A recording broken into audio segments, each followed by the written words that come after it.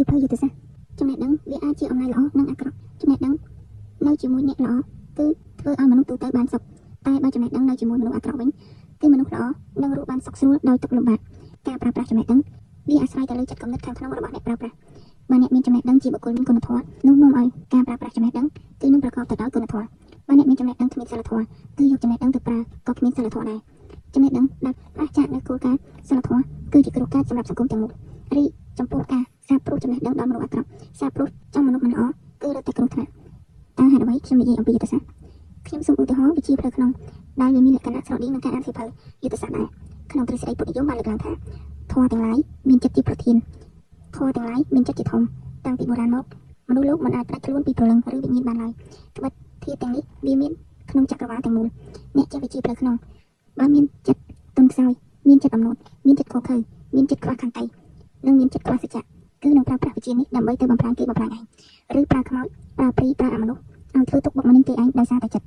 អ្នកខ្លះធ្លាប់ជាបងធ្លាប់ជាប្អូនធ្លាប់ជាប្តីធ្លាប់ជាកូនធ្លាប់ជាប្រពន្ធធ្លាប់ជាមិត្តធ្លាប់ជាសាច់ញាតិតែវិជានេះតែងបង្ខំវិញ្ញាណដែលធ្លាប់មានមនុស្សចេតនានឹងគ្នាកាលនៅជាមនុស្សឲ្យមកធ្វើបាបអ្នកនៅរស់វិញ្ញាណដែលមិនធ្វើតាមអ្នកចេះវិជានេះ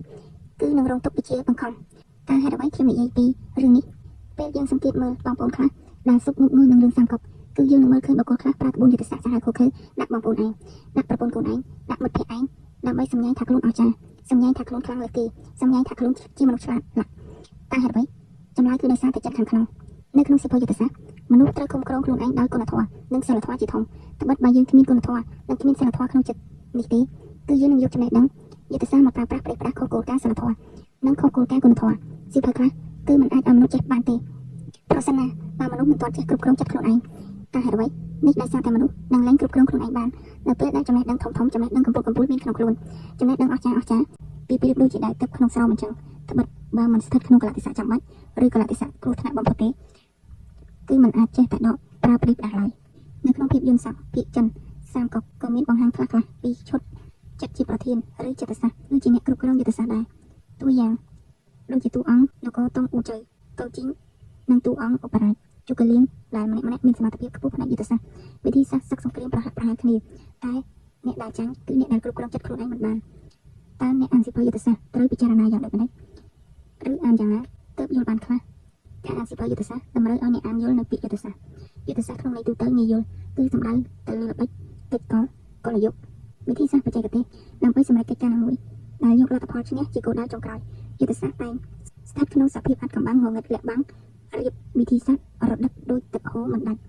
បន្តពីល្បិចមួយទៅល្បិចមួយពីវិធីសាស្ត្រមួយទៅវិធីសាស្ត្រមួយព្រមទាំងសម្លឹងមើលលទ្ធផលជាធំមានពាក្យមួយដែលនិយាយក្នុងទ្រឹស្ដីយុទ្ធសាស្ត្រសង្គ្រាមថាស្គាល់គេស្គាល់ឯងច្បាំង100ដងឈ្នះ100ដងការបកស្រាយបញ្ឆេះមកវិញបើឲ្យគេស្គាល់យើងគឺយើងនឹងចាញ់បើឲ្យសត្រូវដឹងយើងខ្លាំងដឹងយើងសល់កន្លែងណាគឺយើងនឹងចាញ់ឬមិនអាចឈ្នះក្នុងលក្ខខណ្ឌនេះហើយទើបយើងឃើញប្រវត្តិសាស្ត្រដឹកនាំរបស់មេដឹកនាំធំជាពិសេសជនបដិវត្តសង្គមកាលពីអតីតកាលតែមានឈ្មោះច្រើនចូលចិត្តលាក់ខ្លួនលាក់ចិត្តគំនិតខាងក្នុងធ្វើល្ងងធ្វើឆោតដើម្បីឈ្នះតាមរយៈការរងចាំឱកាសល្អនិងកលៈទេសៈសមរម្យតួយ៉ាងខ្ញុំសូមលើកឡើងមេដឹកនាំសម័យកម្ពុជាប្រជាធិបតេយ្យប៉ុល ពតដែលមានឈ្មោះច្រើនក៏មានផងដែរមេដឹកនាំវៀតណាមហ៊ូជីមីញមានឈ្មោះច្រើនមូលហេតុអ្វីមូលហេតុគឺដោយសារថាក្នុងនាមជាមេដឹកនា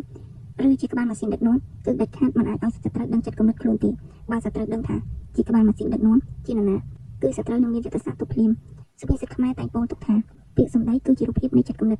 បើដឹងថាក្បាលម៉ាស៊ីនជានរណាគឺសត្រូវនឹងដឹងថាត្រូវទុកយ៉ាងម៉េចតើហេតុអ្វីទើបដឹងថាត្រូវទុកយ៉ាងណានេះដោយសារតែចរិតនិងការវិតម្លៃតាមបែបចិត្តសាស្ត្រឧបមាថាបើខ្ញុំស្គាល់បរិកច្បាស់ហើយខ្ញុំនឹងដឹងថាបរិកនឹងធ្វើអ្វីតាមរយៈសមត្ថភាពដឹងចិត្តក្នុងស្ថានភាពសង្គ្រាមជាក់ស្ដែងឬមិនថាសង្គ្រាមនយោបាយទេមេដឹកនាំឬក្បាលម៉ាស៊ីនគឺជាអ្នកដែលគ្មានអ្នកស្គាល់ខ្ញុំហ៊ាននិយាយថាគ្មាននរណាគេយកមនុស្សដែលមហាជនស្គាល់ច្រើនមកធ្វើជាមេដឹកនាំក្បាលម៉ាស៊ីនទេ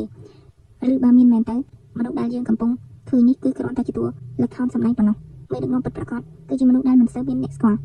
បើក្នុងនយោបាយវិញអ្នកដែលប្រតិបត្តិគឺជាតួល្ខោនឬជាអ្នកសម្ដែងតែអ្នករៀបក្បួនគឺជាបុគ្គលអាត់កំបាំងនេះជាការបកស្រាយខ្លះៗក្នុងន័យពិចារណាសម្រាប់អ្នកដែលអានសៀវភៅយុទ្ធសាស្ត្រមនុស្សនឹងខ្លាចទៅជាល្អអាក្រក់បើសិនជាគ្មានការអប់រំឲ្យត្រឹមត្រូវទេអ្នកខ្លះមានមុខមាត់ស្រដៀងសត្វកញ្ជ្រោងអ្នកខ្លះមានមុខមាត់ស្រដៀងនឹងសត្វខ្លាអ្នកខ្លះមានមុខមាត់ស្រដៀងនឹងសត្វស្វាអ្នកខ្លះមានមុខមាត់ស្រដៀងនឹងអ្វីៗផ្សេងៗទៀតនេះជាសម្ដាននៃដួងព្រលឹងនៃអតីតជាតិជំនឿបើនិយាយក្នុងន័យសាសនាផលនៃជាតិនេះគឺវាអាស្រ័យដល់កម្មឬអំពើនៃជាតិមុនដូចគ្នាផងដែរអ្នកដែលមានសម្ដានអាក្រក់ក្នុងជាតិចាស់ ក៏នឹងបន្តមកជាថ្មីបើគ្មានចំណេះវិជ្ជាដុតកុំតិចឲ្យស្គាល់កម្មល្អកម្មអាក្រក់កុសលធម៌និងអកុសលធម៌នោះទេនៅក្នុងជំនឿខ្មែរយើងពេលក្មេងកើតមកអ្នកខ្លះយករបស់របរជាច្រើនដាក់នៅក្នុងមុខឲ្យក្មេងឬចាប់យកមួយបើក្មេងចាប់យកកំភ្លើងគឺមានន័យថានិស័យឬសន្តានក្មេងចូលចិត្តខាងបាញ់បោះឬស្រឡាញ់អាជីពជាប៉ូលីសបើវិភាគក្នុងភាពយន្តភាគចិននគរ3ឬសាមកុកឬទេវកថាឥណ្ឌាមហាភារតៈគឺយើងនឹងអាចសម្គាល់ចិត្តចរិតមនុស្សបាន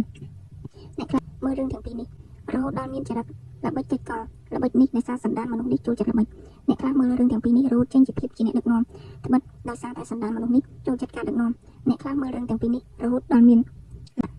និយាយឲ្យខ្លីអ្នកមានសន្តានចិត្តល្អមើលចេញរូបភាពល្អរីឯអ្នកមានសន្តានចិត្តមិនសូវល្អ